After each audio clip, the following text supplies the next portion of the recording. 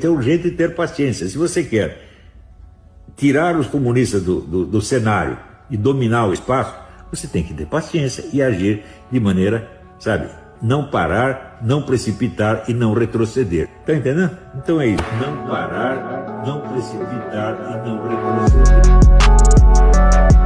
Isto é o reino da mentira. O reino da mentira é o significado sem referente. São coisas que não podem ser verificadas, porque o mundo da palavra, o mundo verbal, esgota a função dela.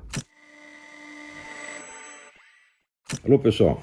Na última aula eu expliquei alguma coisinha sobre a teoria do signo, mas eu acho que eu fui muito breve e hoje eu gostaria de detalhar alguns aspectos que eu ali só toquei superficialmente.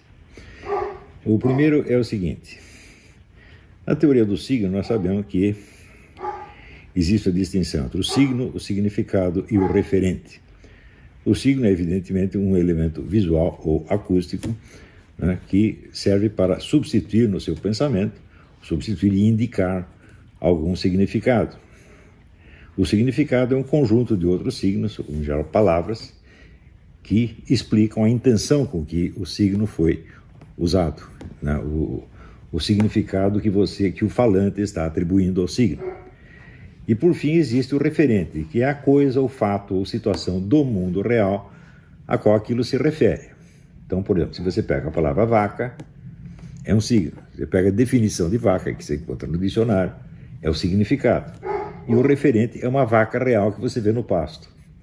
Ora, essa vaca real não é uma palavra, ela mesma não é um signo e nem um significado, ela é uma terceira coisa. É um elemento extraverbal. Não é isso? Esse elemento extraverbal, como qualquer outro, ele não vem com a sua expressão verbal pronta.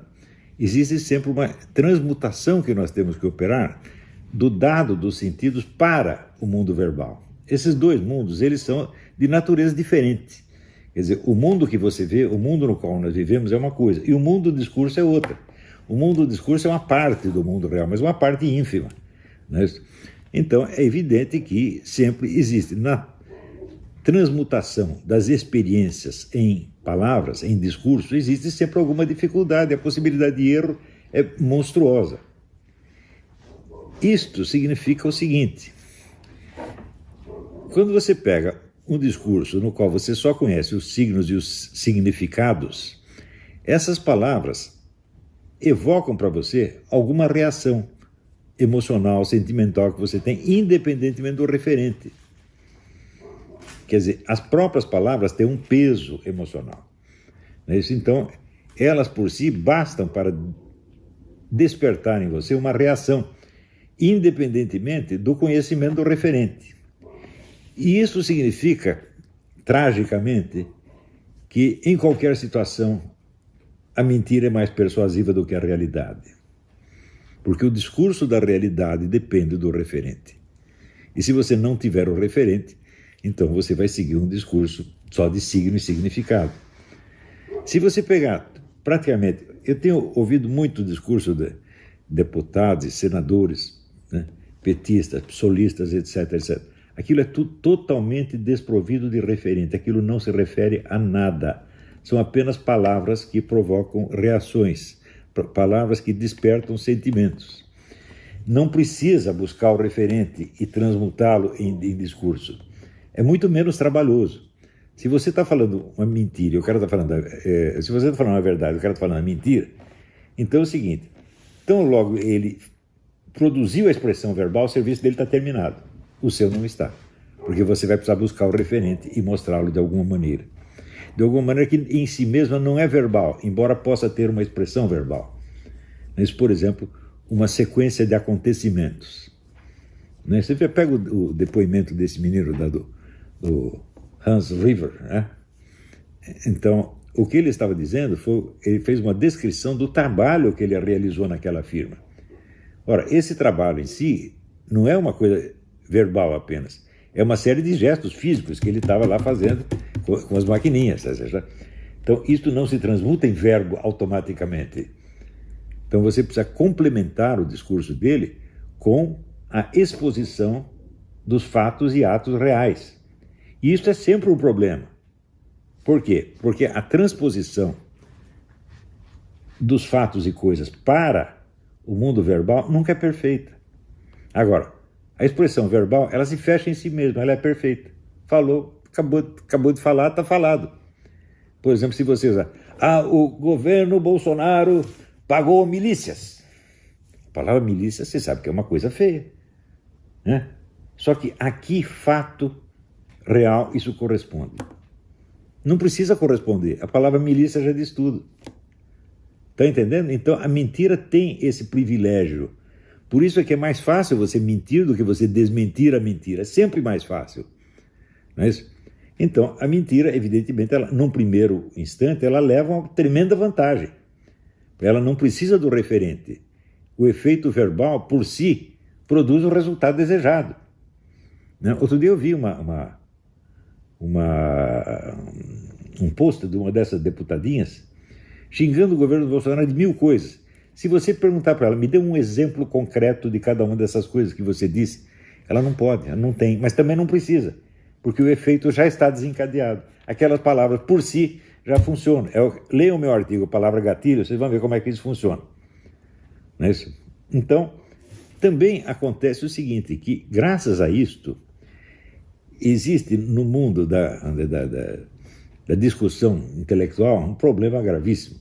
Há pessoas que leem, estudam e tudo que elas fazem é comparar textos com textos. Elas não vão para o referente. Um exemplo é o seu Carlos Noguet. Tudo que ele faz é comparar o texto que ele está lendo com aquilo que ele leu em Santo Tomás de Aquino ou na doutrina da igreja. Ele compara texto com texto. E daí conclui, isso aqui é ortodoxo ou é heterodoxo. Mas acontece o seguinte, uma coisa é ortodoxa ou heterodoxa, ela é correta ou ela é herética, não pela sua fórmula verbal, mas pela referência a algo do mundo externo. Mas acontece que na cabeça de um sujeito como Noguet, que é puramente verbal, não há essa referência. Ele não é capaz de descrever um único fato do mundo real. Ele só se move no mundo dos textos, só se move no mundo do discurso. E é evidente que para ele mesmo isso é enormemente persuasivo, né? Então, por exemplo, um dia eu usei a expressão odeio religião. Daí ele disse, tá vendo? Ele tem que pedir desculpa por isso antes de odiar a religião. Tá, é claro que... Qual é o referente disso aí? O referente é um conjunto de fenômenos que na sociedade brasileira atual e real levam o nome de religião, né? E não a religião interpretada no seu sentido idealístico mais perfeito. Então, para o católico, fiel católico, o que é a religião? A religião é, o catolicismo é a religião revelada por nosso Senhor Jesus Cristo. Agora, se eu falo a palavra religião, não neste contexto, não no contexto doutrinal, mas no contexto social, eu estou me referindo a milhares de coisas que levam o nome de religião. E que pretendem ser respeitáveis porque se recobrem desta palavra. Você pode até fazer a religião do Satanás. Aqui nos Estados Unidos não tem. Tem a religião do Satanás, é uma religião oficialmente existente, você tem que respeitar. Tá certo? Então, é aquele... né?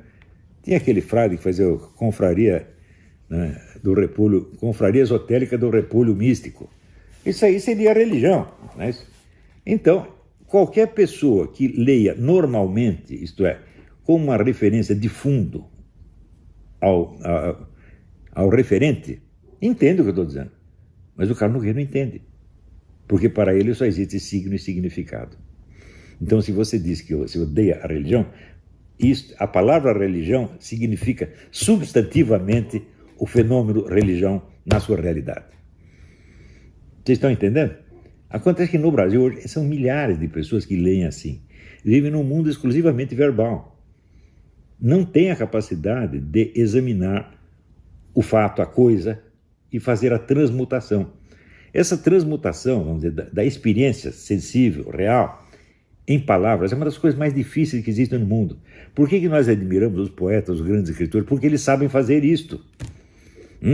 As outras pessoas só sabem expressar em palavras o que já foi expresso em palavras.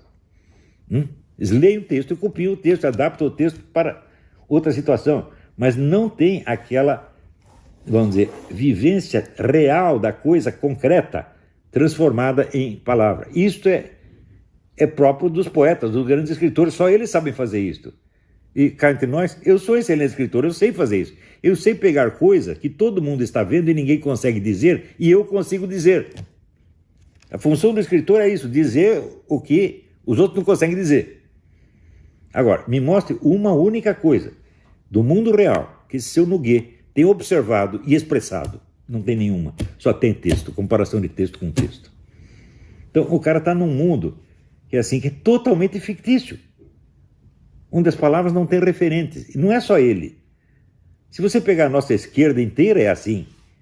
O mundo inteiro do seu Júlio Sonzero é assim. O mundo inteiro de todos esses anti-Olavetes é assim. É só palavra gatilho, gente. Então, se diz um sujeito é herético, eu digo, bom, peraí, no que consiste exatamente a heresia? Que eu saiba, existe uma distinção fundamental que a igreja estabelece entre a heresia material e a heresia formal. Heresia material é quando o sujeito errou em alguma coisa, ele explicou alguma coisa achando que a doutrina da igreja era aquela, sob esse ponto de vista, sob esse aspecto, e não era. Ele errou sem querer. Isso não é uma heresia formal, ele não pode ser condenado por isso, ele é apenas chamado para se corrigir. Agora, quando é heresia formal, quer dizer, ele quis desmentir a igreja, ele quis propositadamente vender como doutrina cristã algo que se opõe ao ensinamento da igreja. Isso é heresia. Ora, nem esta distinção tão óbvia, os nossos amigos, nossos fiscais da ortodoxia ali levam em conta, nem isto. Segundo, quando há, vamos dizer, um risco de heresia, a primeira coisa que o observador tem a obrigação de fazer é se dirigir pessoalmente ao suposto herege e conversar com ele para que ele expresse qual foi a sua real intenção. Ou seja, para você não tomar a fórmula verbal como se fosse definitiva. O cara pode ter dito uma coisa de um jeito, mas ele quis dizer uma outra coisa que você não entendeu na primeira. Eles não fazem isso, eles não têm essa precaução. Eles pegam, o Olavo disse, odeia a religião, pronto, está feito. Ele toma a expressão verbal como se fosse uma referência substantiva, quando isso não é uma referência, apenas um significado. O referente é outra coisa. O referente está colocado para além do discurso. O referente é um fenômeno sociológico chamado religião. Agora, se ele acha que odiar a religião é tão bonito, é tão feio, então ele deve achar bonito amar a religião. Neste mesmo sentido. Você tem que amar todas as religiões, então. Você tem que amar tudo que vem sob o nome de religião. Ora, você usa, na conversa humana, nós podemos usar a palavra religião para significar uma coisa ou para significar outra. Religião pode significar, né, a palavra de Deus, a revelação direta, e pode significar um fenômeno sociológico, que são milhares de pseudo-religiões. Você vê, no Brasil existe o registro de religião. Aquilo que nós, cristãos, consideramos pseudo-religião, é registrado legalmente como religião. Não há diferença verbal, não existe a categoria legal de pseudo-religião. Pseudo-religião só existe do ponto de vista da doutrina religiosa, não do ponto de vista legal, do ponto de vista sociológico. Por que eu tenho que explicar isso ao Noguet? Porque o Noguet é analfabeto. É simples. Todos eles são analfabetos. Eles não têm essa noção do referente. Eles vivem num mundo só de palavras. E a palavra vem acompanhada de emoção. Porque ele tem amor à doutrina sagrada. Então tudo que parece e contra a doutrina sagrada, ele odeia. Ele diz, mas escuta, peraí, como é que você vai fazer uma comparação entre o discurso humano e o discurso divino? Você acha que é fácil? Se eu escrever alguma coisa, é algo que o Olavo de Carvalho pensou. Não é isso? E talvez algo que ele percebeu, tentou descrever, etc, etc. Mas escuta, e quando você vai ler a doutrina sagrada, qual é o referente da doutrina sagrada? O que a doutrina sagrada está falando sobre Deus é o referente, não é isso? Mas quem está ditando a doutrina sagrada? O próprio Deus. Então, o discurso de Deus é parte do referente. Estão entendendo? Ele é uma ação real de Deus no mundo real, ele não é só verbo. Por isso que a Bíblia começa, no princípio era o verbo. Que verbo era esse? Eu falo.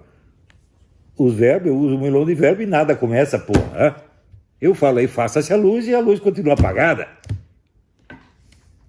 Não é assim? Agora, quando Deus diz faça-se a luz, Ele não está apenas dizendo, Ele não está falando sobre a luz. Ele está produzindo a luz naquela palavra. Então, existe uma diferença brutal, imensa, incomparável entre a doutrina sagrada e as palavras de qualquer ser humano. Portanto, elas não podem ser cotejadas assim. A doutrina sagrada diz isso, mas você diz aquilo. Portanto, você é um herético. Não dá para fazer isso, porra. Primeiro, você precisa ver qual é o referente que está sendo mencionado ali. E ter em conta a diferença do plano, da situação de discurso, num caso e no outro. Estão entendendo? Agora, como é que eu vou explicar isso para um analfabeto como esse Nogueira? Um incapaz, um lesado. Pode passar a vida inteira e não vai entender isso. Por quê? É um homem que se intoxicou só de leituras e nunca na vida teve que examinar uma situação que não estivesse escrita. Ele nunca escreveu nada sobre algo que ele não tivesse lido. Sobre algo que ele tivesse observado. Nunca teve que pegar uma situação da vida real e transmutar em palavra. Não, ele transforma palavra em palavra. Verbo em verbo. Expressão verbal em expressão verbal. E vive disto. E no Brasil isso engana as pessoas, porque aqui o verbalismo nacional é uma coisa já observada. Você vê James Bryce, que foi embaixador da Inglaterra, ele observou no livro, né, que no Brasil as palavras valiam mais do que as coisas. Toda a elite brasileira vivia só de verbalismo. Verbalismo não quer dizer falar muito, não. É o discurso sem referente, é o discurso no qual a palavra em si mesma produz a reação imediata. Não precisa buscar o referente. Buscar o referente sempre dá trabalho, meu Deus do céu. Por exemplo, se eu estou aqui, eu te digo vaca, e te dou a definição de vaca. E mesmo assim, bom, você entendeu a definição, isso quer dizer que ele sabe o que é uma vaca? Ele diz, me mostre uma vaca. Eu digo, mas não tem nenhuma vaca aqui, como é que eu vou fazer? Eu vou ter que ir lá no pasto com você e mostrar a vaca. Quer dizer, é um trabalho que vai além do verbo, além da palavra. E tudo no mundo dos estudos é assim. Tudo tem referente que tem que ser conhecido por meios que às vezes são não verbais. Na maior parte dos casos são não verbais. A experiência real, por exemplo, né, a expressão com que você vê uma coisa. Eu ouço, por exemplo, o Nogueira falando, eu sei que ele é um entojado, que ele é totalmente falso, que tudo aquilo é fictício. Mas como é que eu fiz isso? Só pela palavra dele ou porque eu vi a expressão dele? Porque eu ouvi a voz dele? E sei que a voz dele é imensamente diferente da minha, porque eu falo com vocês do mesmo jeito que eu falo na minha casa, com a minha família, com os meus netinhos. E ele não. Ele assume uma pose e tem uma voz impostada, especial, para mostrar que ele é a palavra de Deus falando, ele é a autoridade da igreja. Então, eu vejo isso, eu percebo que é uma palhaçada. E percebo que o cara faz isso porque ele é um fracassado na vida, que no fim da vida decidiu buscar alguma compensação, fingindo para um grupo de moleques ignorantes que ele é um filósofo de importância universal, e tem idiota que acredita. E o que ele faz? Ele pega o texto da doutrina sagrada e compara com o texto do Olavo de Carvalho. E tira lá a conclusão que ele quer. Não precisa passar pelo referente, ele não precisa saber do que eu estou falando. Ele só se interessa pelo que. Porque isso é todo o universo dele. Não é à toa que esse cara começou a vida escrevendo um livro de gramática. Este é o mundo dele. A linguagem, a gramática é só isso, não vai passar disso jamais.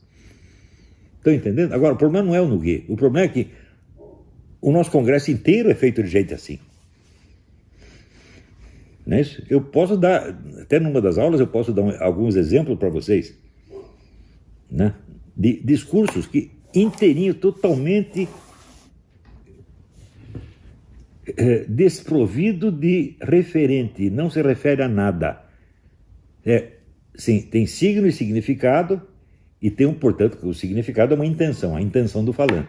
A intenção bate no peito do ouvinte e já mexe com a emoção dele imediatamente, provoca uma reação. Isso é o reino da mentira. O reino da mentira é o significado sem referente. São coisas que não podem ser verificadas, porque o mundo da palavra, o mundo verbal, esgota a função dela. Eu ainda vou fazer mais análise de gente assim, vocês vão ver. Isto é a base, vamos dizer, da vigarice. Isso é o fundamento de praticamente toda a vigarice. Por exemplo, esse negócio esse oficial da PM que foi morto lá na Bahia. Ah, tá aqui, o Bolsonaro está envolvido. Qual é a prova? A prova é que o Bolsonaro condecorou o cara em 2005. E qual é o referente? Qual é a ligação efetiva do Bolsonaro com a morte do cara? Não tem, não precisa. Porque você falou isso, a suspeita está lançada no ar. E daí vigora aquela máxima do Talleyrand. Calunia, alguma coisa sempre vai acabar grudando. Alguma coisa. Qual coisa? Não interessa, qualquer uma. Quer dizer, de 1 milhão de acusações que faz, 2 ou 3 vão pegar. E as outras? As outras passaram, o pessoal já esqueceu. Então é assim. A técnica que o PT usa contra o Bolsonaro é a mesma que esse canalha desse Nogueira usa contra mim. A mesmíssima. Só verborreia. É isso? Então, é isso aí, gente. Depois na aula eu explico mais.